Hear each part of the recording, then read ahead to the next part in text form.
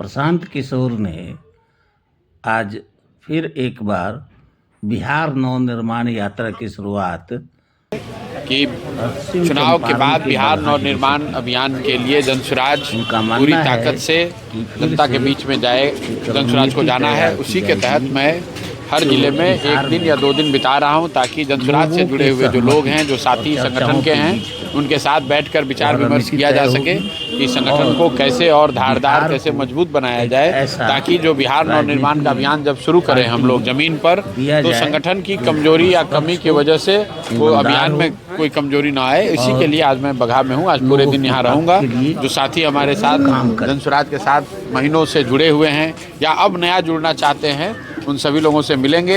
अगले 2-3 दिनों में यहाँ के नए संगठन की घोषणा होगी और फिर उन संगठन के साथियों के साथ बिहार नवनिर्माण अभियान के तहत जो 2 बड़े काम करने हैं, जिसमें कि एक पहला काम ये है कि जिन महिलाओं को सरकार ने 2 लाख रुपए देने का वादा किया है स्वरोजगार के लिए, और चुनाव से पहले 10,000 रुपया दिया, उनका वोट लिया, अब सरकार की जिम्मेवारी है कि उनको 2-2 लाख रुपए दे। और अगर सरकार अपनी उस जिम्मेवारी से, अपने किए हुए वादे से पीछे हटती है, तो जनसुराज अपने संगठन के सभी साथियों के साथ, जनसुराज के सभी जो सक्रिय साथी हैं, वो सब घर घर जाएंगे और ये सुनिश्चित करेंगे कि उन महिलाओं के साथ धोखा न हो। 10,000 रुपये पर जो वोट लिया गया है, अब उनका बाकी का 2 लाख रुपया भी उनको मिले। हम वो बिक गई या उन्होंने अपना वोट दे दिया, ये बात तो तब कही जाएगी ना जब उनको 2 लाख रुपये न दिया जाए। पहले तो सरकार ने ये कहा नहीं, हमने वोट खरीदा ही नहीं है, हम तो 2 लाख रुपए लोगों को रोजगार के लिए, स्वरोजगार के लिए दे रहे हैं, महिलाओं के सशक्तिकरण के लिए दे रहे हैं। और सरकार अभी भी यही कह रही है। अभी नीतीश कुमार जी ने विधानसभा में कहा कि 2 लाख रुपए देने जा रहे हैं। तो हम लोग का अभी पहला काम यही है कि 2-2 लाख रुपये दिलवाएं।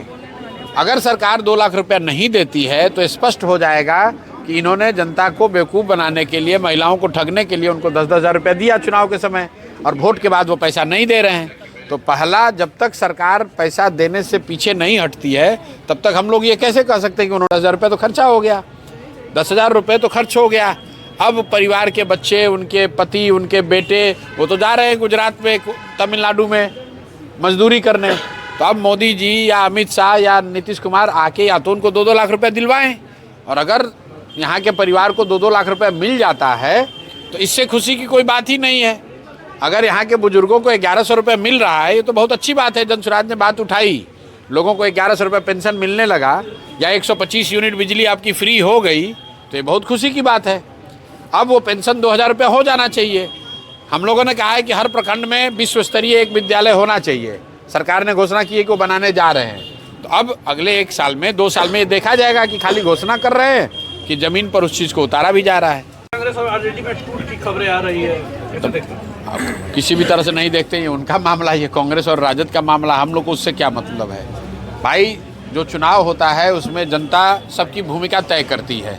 उन्होंने एनडीए की, नीतीश कुमार भाजपा की भूमिका तय की है कि आप बिहार में सत्ता में रहिए, बिहार को सरकार में रहिए, सरकार बनाइए, चलाइए। उन्होंने राजद की भूमिका तय की है कि वो विधानसभा में रह के विपक्ष की भूमिका तय करें, और जनसुराज की भूमिका तय की है कि आप समाज में रहकर लोगों के बीच में काम करें, सामाजिक सरोकार के मुद्दों पर अपना विश्वास बनाएं, उनकी मदद करें। तो हम लोग की जो भूमिका, हम लोग वो कर रहे हैं।